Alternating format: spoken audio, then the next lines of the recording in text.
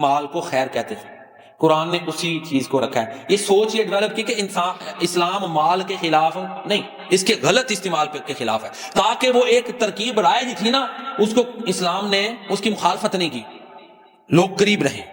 جو سمجھ آتی ہے نا الفاظ کے چناؤ میں، کئی قرآن کریم میں اور مقامات پر بھی مال کو خیر کہا گیا، یہاں پر بھی خیر ہم کہتے ہیں نیکی کو، بھلائی کو، لیکن یہاں پر جو لفظ الخیر ہے نا سورہ العادیات میں، اس کا معنی مال ہے۔ تو قرآن نے وہی لفظ جو عرب اس وقت استعمال کرتے تھے مال کے لیے، اسے استعمال کیا۔ وَإِنَّهُ لِحُبِّ الْخَيْرِ لَشَدِيدٌ، مال خیر ہے، لیکن جب اس کی محبت انسان کو چندھیا دے، اس کی محبت ساری محبتوں پہ غالب آ جائے، پھر یہ تباہ ہونا ہے، پھر یہ انسان کو انسان نہیں رہنے دیتا۔ انسان جب مال کی محبت بہت زیادہ بڑھ جائے گی تو اللہ اور اس کے رسول کی محبت پیچھے چلی جائے گی۔ مال کی محبت جب انسان کو چندھیا دے، پھر اسے کچھ نظر نہیں آتا۔ جیسے ایک آدمی کو زیادہ لائٹ پڑے ہاں تو کچھ نظر نہیں آتا، ایسے ہی پھر مال کی محبت جو ہے آخرت کو دھندلا کر دیتی ہے، اللہ اور اس کے رسول کی محبت کو دھندلا کر دیتی ہے، رشتوں کی محبت کو دھندلا کر دیتی ہے۔ مال زیادہ دنیا میں تو رونق لے آئے گا، چہل پہل لے آئے گا، تاریک محلات کو روشن کر دے گا، لیکن قبر کی تاریکیوں کو اس وقت تک روشن نہیں کرے گا جب تک اس کا درست استعمال نہ کیا جائے گا۔ قبر کی تاریکیوں کو روشن کرنے کے لیے مال حلال ذرائع سے ہو اور اس کا درست استعمال ہو، پھر ہے، وگرنہ یہ میٹیریلسٹک اپروچ ہے کہ مال ہی سب کچھ ہے۔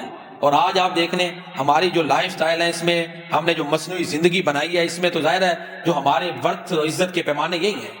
تو اللہ فرماتے ہیں بے شک یہ مال کی محبت میں بڑا سخت ہو چکا ہے۔ آگے کوئی لمبی باتیں نہیں ہیں، قرآن کا اعجاز دیکھیں، ساتھ ہی فوراً آخرت۔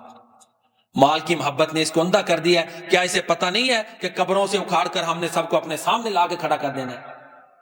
اب یہ مال کی محبت میں جو ہے نا، جیسے میں نے عرض کی، بڑی جنگیں، یہ بڑی 2 جنگیں عالمی جہاں اور اسباب تھے، وہاں مال سبب تھا۔ انفرادی لڑائیاں، یہ ملکوں کی لڑائیاں، یہ اسباب کے اوپر قبضوں کی لڑائیاں، یہ مال کی وجہ سے ہی ہے نا۔ تو اللہ فرماتے ہیں مال کی محبت انہیں آخرت بلا دیتی ہے، مال کی محبت ان کو اس قدر اندھا کر دیتی ہے کہ یہ بھول جاتے ہیں کہ ایک دن اللہ نے ان کو قبروں سے اکھاڑ کے اپنے سامنے لا کے کھڑا کر دینا ہے۔ افلا یعلم اذا بوثر ما فی القبور، پھر اللہ فرماتے ہیں وحصل ما فی الصدور، اس دن جو سینوں میں چیزیں ہوں گی وہ بھی اللہ تعالیٰ ظاہر کر دیں گے، خیالات کو بھی ظاہر کر دیں۔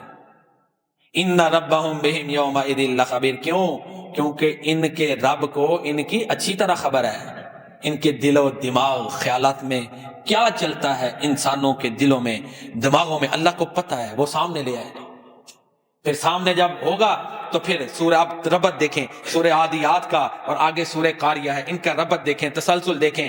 اللہ کو ہر چیز کا پتہ ہے، کوئی چیز چھپی نہیں، لہذا انسان نے اگر ذرہ کے برابر بھی بھلائی کی ہوگی تو دیکھ لے گا۔ فَمَن يَعْمَلْ مِثْقَالَ ذَرَّةٍ خَيْرًا يَرَهُ، وہ باخبر ذات ہے، وہ ذرے کے برابر بھلائی کی تو دور کی بات، دلوں کے خیالات کو بھی ظاہر کر دے گا۔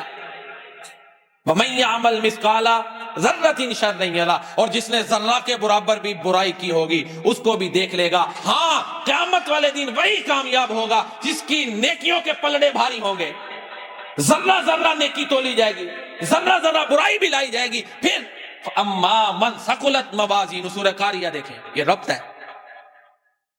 جن کے نیکیوں کے ترازو پلڑے بھاری ہو گئے، فَهُوَ فِي عِيشَةٍ رَاضِيَةٍ، وہ خوش کن پسندیدہ زندگی میں ہوں گے۔ لیکن جن کے نیکیوں کے پلڑے ہلکے ہو گئے، اللہ فرماتے ہیں ان کا ٹھکانہ جہنم ہے۔ یہ حقیقتیں جاننے کے باوجود، یہ سب کچھ پتا ہے کہ ذرہ بھلائی بھی ظاہر ہوگی، برائی بھی، پھر بھی اللہ فرماتے ہیں انسان کو کثرت کی چاہت نے غافل کر دیا۔ الہاکم التکاثر، قرآن کا جو اسلوب ہے نا، وہ اسلوب موجز ہے۔ یہ اس سے اگلی پھر سائیکی کے اوپر بات کر دی، اس کی نفسیات پہ سورۃ تکاثر میں، کہ اتنا کچھ واضح ہو گیا ہے کہ کوئی راز بھی چھپنا نہیں، ذرہ کے برابر بھلائی بھی آ جانی ہے، برائی بھی آ جانی ہے۔ کامیاب وہ ہوں گے جن کی نیکیوں کے پلے بھاری ہوں گے۔ چاہیے تو یہ کہ انسان نیکیوں کی طرف لگ جائے۔ اللہ فرماتے ہیں پھر مال کی کثرت اس کو بہکا دیتی ہے۔ اللہ تعالیٰ کی بارگاہ میں دعا ہے کہ اللہ تعالیٰ ہمیں اپنی رضا کے لیے دنیا اور آخرت میں نیک اعمال کرنے کی توفیق عطا فرمائے، آمین۔ اور ہمیں دنیا اور آخرت میں حسنہ، خیر اور بھلائیاں عطا فرمائے، ہمیں ہر قسم کے فتنے سے بچائے۔ جو میں نے بیان کیا آپ نے سنا، اللہ تعالیٰ اپنی بارگاہ میں قبول فرمائے۔